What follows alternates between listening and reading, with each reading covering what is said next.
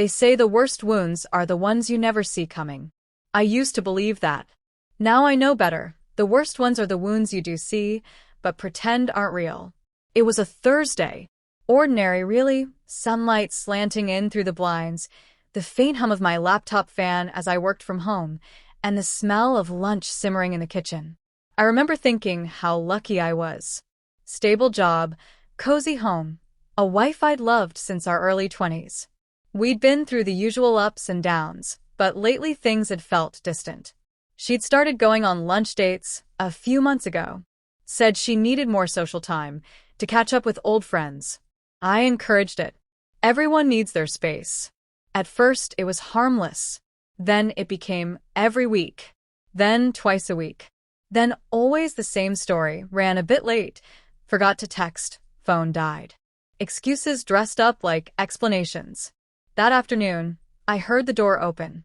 She waltzed in like a breeze, hair slightly tousled, cheeks flushed, wearing the same floral dress I once told her made her look like summer.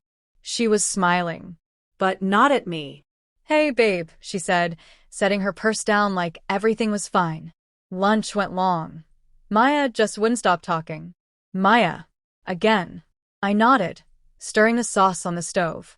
My gut twisted as the scent of an unfamiliar cologne drifted through the air. Sharp, masculine, nothing I'd ever worn. I tried not to react. Tried not to look at the lipstick slightly smudged at the corner of her mouth. She moved toward the hallway, pulling out her phone. A soft chime pinged. I caught it, a preview message, just a flicker on the lock screen. "Last time was perfect. I can't stop thinking about you." She turned the screen face down on the table. I didn't say a word. Instead, I smiled, my own version, hollow and practiced. I asked how lunch went. She gave the usual fluff, too many details, too fast. The kind of over-talking people do when they're hoping you won't ask real questions. I didn't. Not yet. I watched her disappear into the bedroom to freshen up. The door clicked shut behind her. That moment, her back turned, door between us, gave me space to breathe and see. Finally, without denial, her smile had cracked something open in me. Not just suspicion. Something colder. Something decisive. I turned off the stove, sat down, and stared at the phone she left behind. I didn't need to unlock it. The truth was already clawing its way out. Perfume trails, quiet lies, and a smile that didn't belong to me anymore.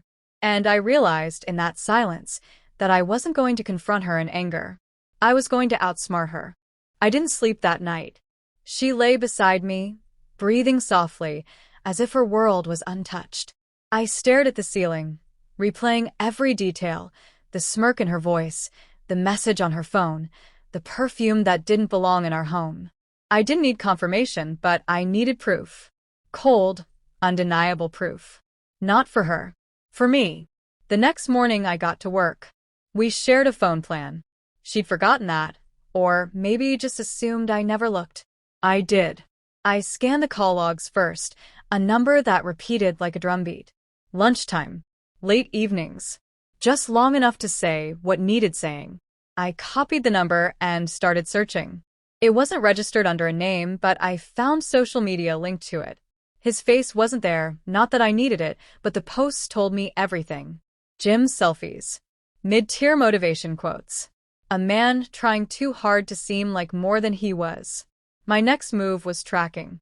She'd logged into our shared Find My app months ago, when she lost her keys. It still worked.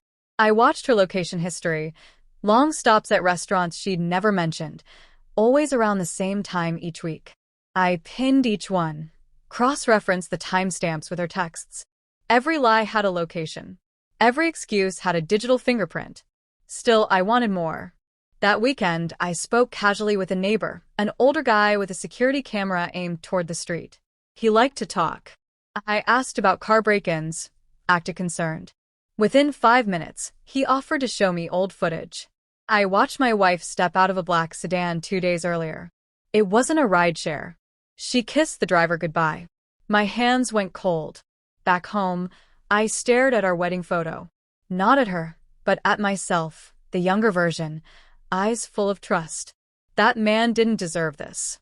And the man standing here now, he wasn't going to play the fool. I didn't yell. I didn't cry. I backed up every screenshot, every call log, every clip.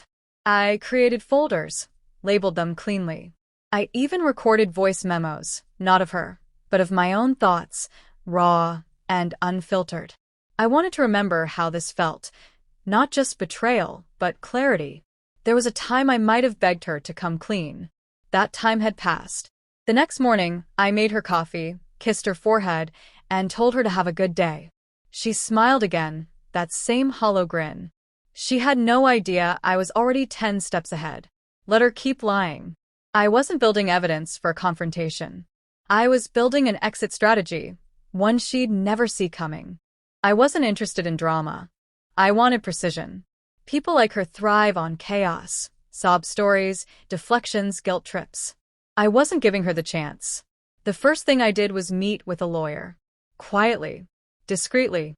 I told him everything, not just the affair, but how I planned to handle it. I didn't want revenge through rage. I wanted freedom through facts. He advised me what to document, what to avoid, and how to make sure everything stayed legal. I listened. I opened a new bank account in my name only, shifted my direct deposit, left just enough in our joint account to keep up appearances. She never checked the finances anyway. She trusted me with that. I smiled at the irony. Next, I began scanning every shared device.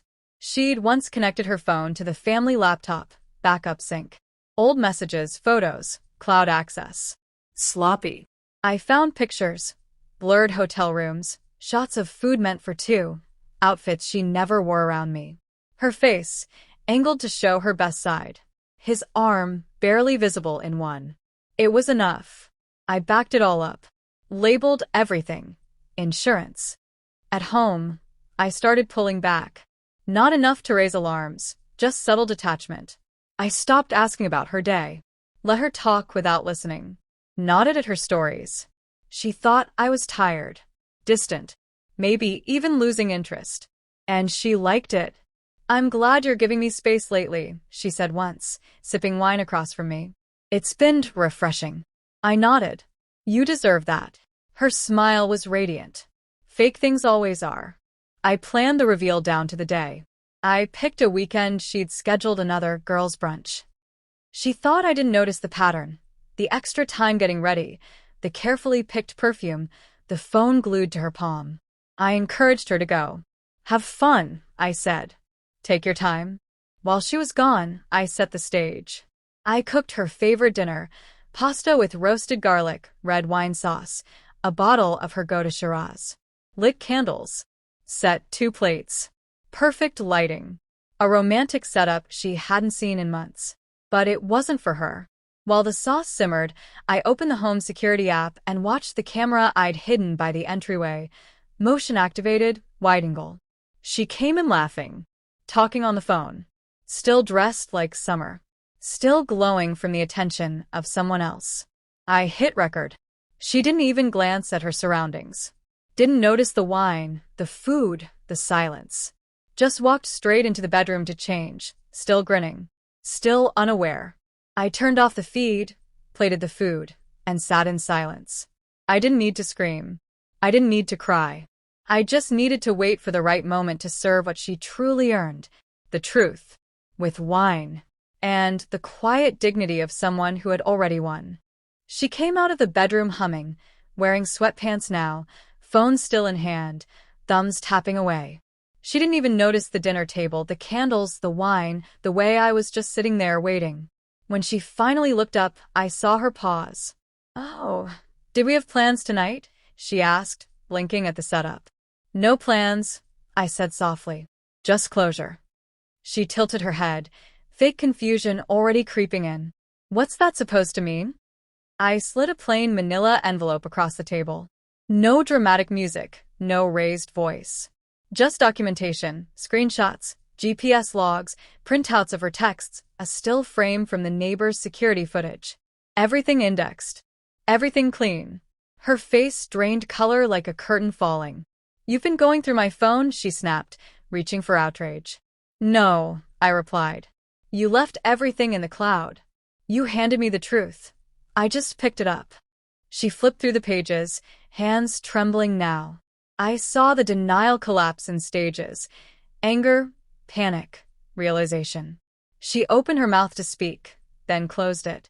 Her body leaned forward, desperate to close the gap between us, not physically but emotionally. As if that distance hadn't been carved by her weeks ago. I didn't mean for it to get this far, she said finally. It just happened. You've been so distant.